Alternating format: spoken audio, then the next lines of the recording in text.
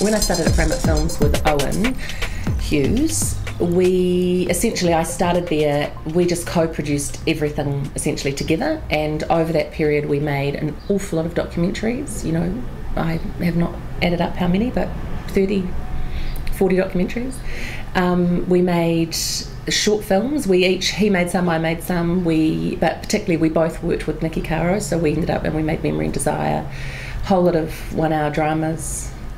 Essentially, we had a really great working relationship. It kind of ended when I wanted to make more series television. Frame Up was very much a company that made one-off things, and I wanted a new challenge and wanted to get into series.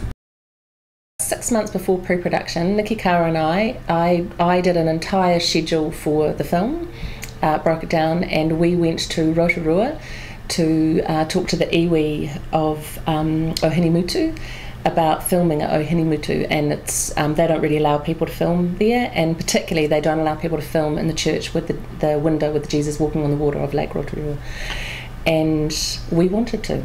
So I had a long journey of approaching people in Rotorua about what we wanted to film. We wanted to film at every major tourist place.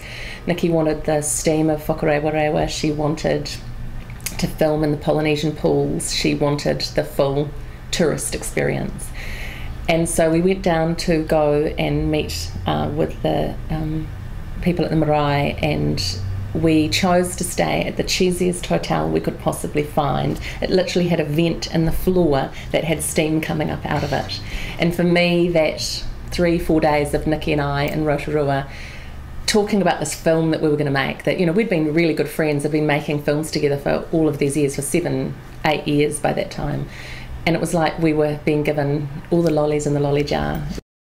Stephen Sinclair had written this ridiculously funny script about a shellfish that has a big phallic mussel attached to it, and it was really ridiculous. It needed to be filmed in a small New Zealand town close to the sea. I was brought up, and at the time, in fact still do, own a property in Helensville on the Kaipara River. The hardest part for me was part of the script is that the mayor, the fictional mayor, played by Peter Rowley, of the town, erects a giant statue on the outskirts of town. So in the town I lived, you know, this is the town I went to school in, I grew up in, I know everybody in, and I was producing a show, and of course that made it really easy. I could get any location and every boat and everything I needed because of course I know all the locals. But I had to erect a giant phallic shellfish made out of polystyrene on the side of the entrance to Helensville.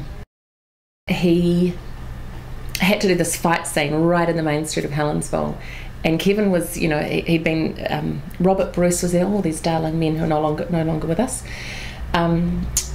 Kevin had to get his muscles all going. Robert wanted him to pump up, so literally Kevin took off his shirt, was down on the pavement of Helensville doing press-ups and working out to pump up his body, and literally cars were screeching to a halt at the sight of Kevin Smith getting himself pumped and ready.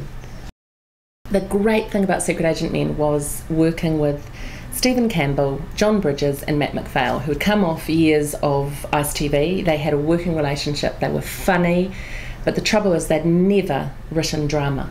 So they actually didn't know anything about the actual necessary journey of how to write a children's drama series. So I literally spent months and months in I had an office opposite Greenstone's office, across the road literally, and I took the job and said I'd do it, and then I got pregnant with my first child. And so I spent months and months locked in a back room of my office with those 3 boys, laughing. So my entire pregnancy was just me, quite often lying on the floor laughing, as I tried to teach them anything I knew about drama.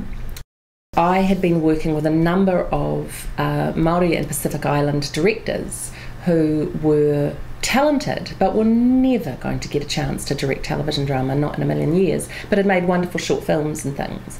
So I was in pitching to Chris Gist at TVNZ, and I was pitching a TV series because I'd made a children's series because I'd made Secret Agent Men by then, and he'd really liked Secret Agent Men, and Chris and I got talking about essentially him saying, what do you really want to do? And I said, I'd love to make, it's completely ridiculous. He was a white Australian and I was a Pauli New Zealander, and I wanted to make the first kind of Pacific Island primetime drama series.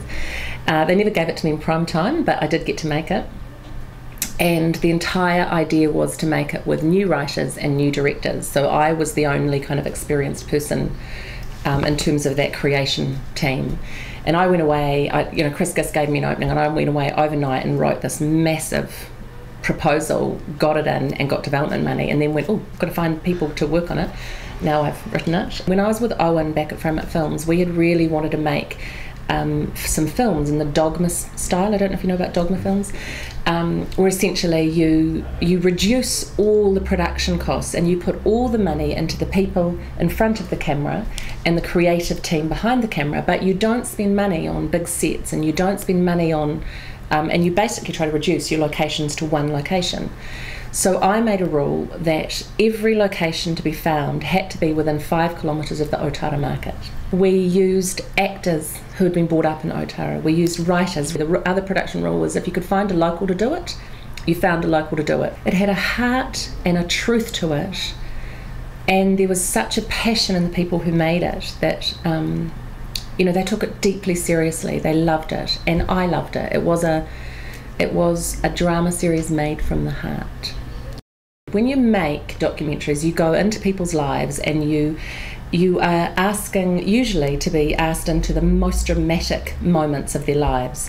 Quite often in documentaries, you're coming in after the event and getting them to retell you, and you're trying to find ways to visually illustrate events that might have been in the past. I had actually pitched it to New Zealand On Air, pitched it to TV3, they'd both accepted, but before I signed the contract with New Zealand On Air, I chickened out and went, I might get to the other end of it and go, I don't want to make this. But went on filming anyway.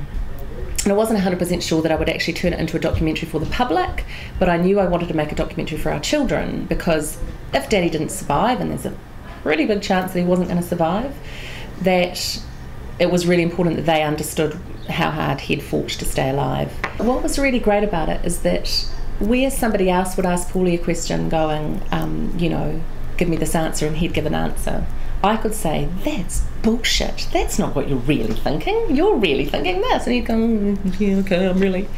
And it gave the documentary an honesty and a truth that is very rare on television. And that's just by being the subject, being married to the subject for 20 years today, going through this whole experience for over a really long period of time. And there's something about the fact that the footage in the doco covers about a 6-year period. So it's not like a doco that got made immediately, it was a long gestation period, and because of that, the audience gets an absolute sense of a window into our lives. I'm most proud of the growth we've done in comedy. When I took this job, Kelly Martin, my boss, said she wanted us to grow comedy. I took her seriously, and I've commissioned 7 Days and got that off the ground. There are a number of comedy series that are coming to fruition in the next year that are mine, if you like, in terms of network executive. I'm really proud of things like SPP's Stolen, the Baby Kahu story. That was a project, it's really interesting because I think that was a project that Katerina had started and it had got nowhere.